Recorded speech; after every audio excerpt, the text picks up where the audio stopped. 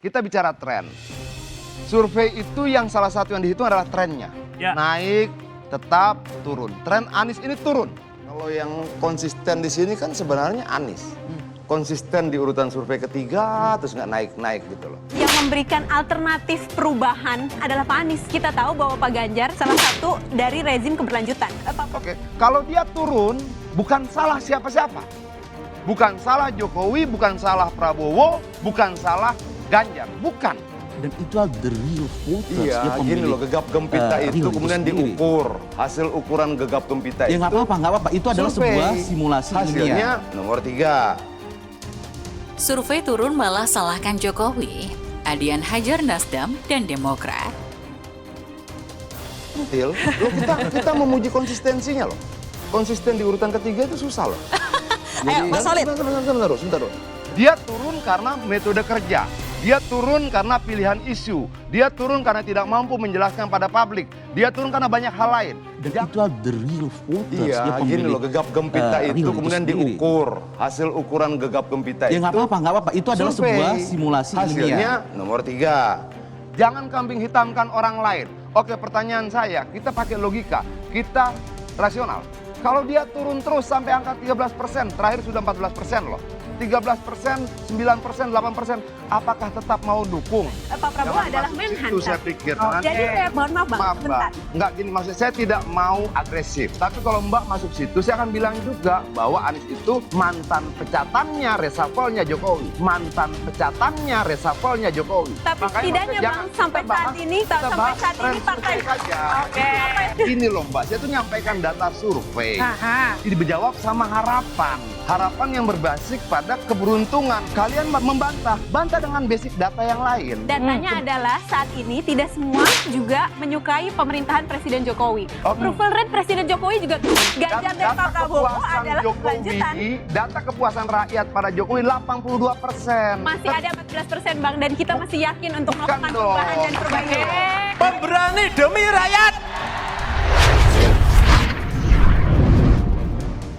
Politikus PDIP Adian Napitupulu mengatakan soal tren bakal calon presiden atau baca pres Anies Baswedan. Adian menyebut turunnya tren Anies Baswedan merupakan kesalahan kinerja para pendukungnya. Kalau tren Anies turun, itu bukan soal Jokowi, tapi salah mereka dalam bekerja, ujarnya.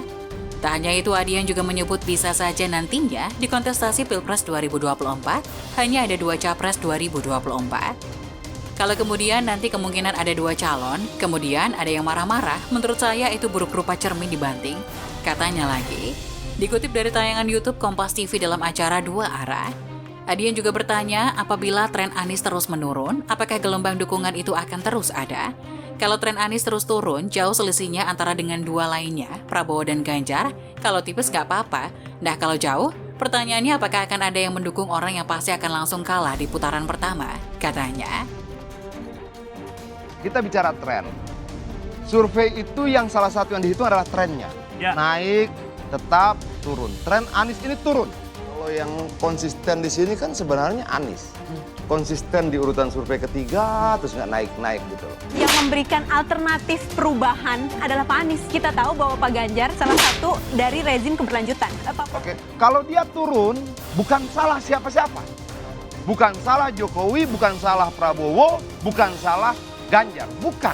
Dan itu adalah the real voters. dia Iya, pemilih, gini loh, gegap gempita itu real kemudian sendiri. diukur. Hasil ukuran gegap gempita Ya itu. nggak apa-apa. Itu adalah survei. sebuah simulasi Hasilnya ilmiah. nomor 3.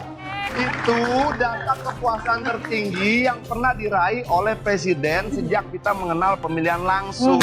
Nggak gini maksud saya, jangan debat kusir deh. Saya bilang data survei. Oke, kamu tanya lembaga apa, indikator. Mau bantah, kasih lembaga lain. Kamu bawa kemudian pada persoalan ketidakpuasan rakyat, 82%.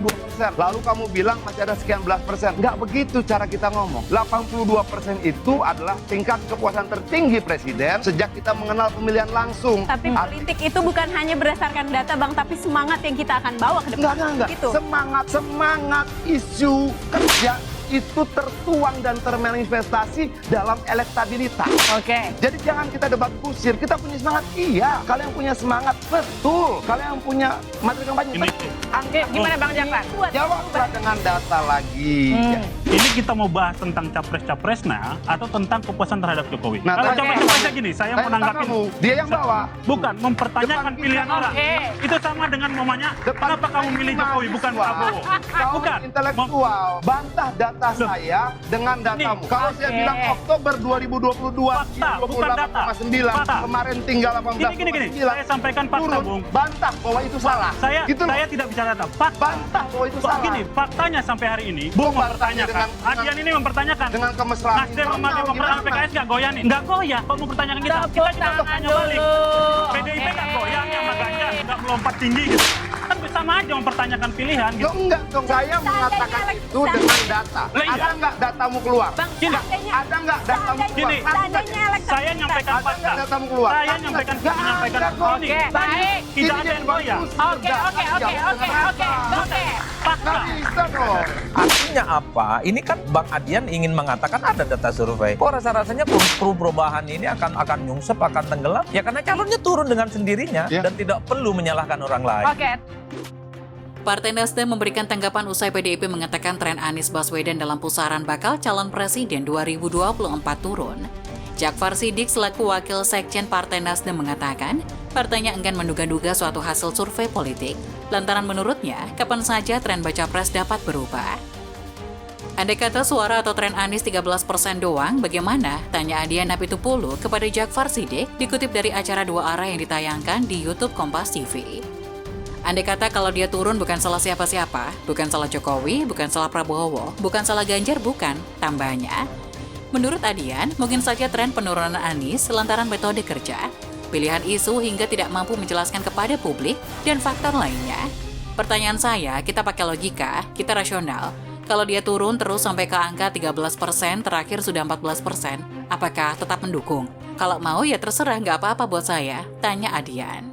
Menanggapi hal itu, Jakfar Siddiq selaku wakil sekjen Partai Nasdem mengatakan sifat politik terkini menuju kontestasi 2024 masih cair. Makanya kita tidak mau menduga-duga di setiap momentum, bisa saja politik itu terbalik. Bisa itu di kemudian hari Pak Prabowo ataupun Ganjar yang turun. Apakah PDIP akan menarik dukungan? Kan belum tentu, kata Jakfar. Menurutnya, akan ada tren kenaikan bagi baca pres 2024 Anies Baswedan saat momentum yang tepat. Menurut Adian Apitupulu, secara kampanye Anies Baswedan sudah lebih luas ketimbang bakal capres Ganjar Pranowo. Namun elektabilitas Anies Baswedan justru di bawah Ganjar Pranowo. Perbandingan elektabilitas itu disampaikan oleh Adian Apitupulu dalam acara Kompas TV pada Jumat 30 Juni 2023. Pada kesempatan itu, Adian menjelaskan bahwa Pilpres 2024 memang baru saja dimulai. Namun apabila dilihat dari posisi start, Prabowo Subianto dan Anies Baswedan justru lebih dulu. Misalnya saja, jabatan Prabowo Subianto yang menjadi seorang Menteri Pertahanan membuat bakal capres Partai Gerindra itu dengan mudah keliling Nusantara. Apalagi kata Adian Apitupulu, saat Anies Baswedan menjadi Gubernur DKI Jakarta, ia sudah kunjungan ke berbagai negara, mulai dari Australia hingga Hong Kong. Sementara Ganjar Pranowo hanya berkutat di Jawa Tengah dan baru memulai saat ditunjuk oleh Ketua Umum PDIP sebagai bakal capres. Namun kata Adian, elektabilitas Ganjar Pranowo lebih tinggi dibanding Anies Baswedan yang lebih dulu mencuri perhatian masyarakat. Ganjar baru 2 bulan, Prabowo sudah 11 bulan. Ganjar baru Gubernur Jawa Tengah, dia hanya berputar di situ. Prabowo Menteri, dia berputar di seluruh Indonesia. Anies sudah berputar Hong Kong dan Australia, tapi Ganjar sudah nomor urut 2 dan selisih 3%. Bebernya. Maka kata Adian, dengan sisa ruang waktu dan ruang kampanye, elektabilitas Ganjar Pranowo masih mungkin untuk digenjot jauh melampaui bakal capres lainnya. Oleh karena itu, Adian mengaku yakin Ganjar Pranowo masih bisa menaikkan elektabilitas hingga 80% hingga Pilpres 2024 tiba.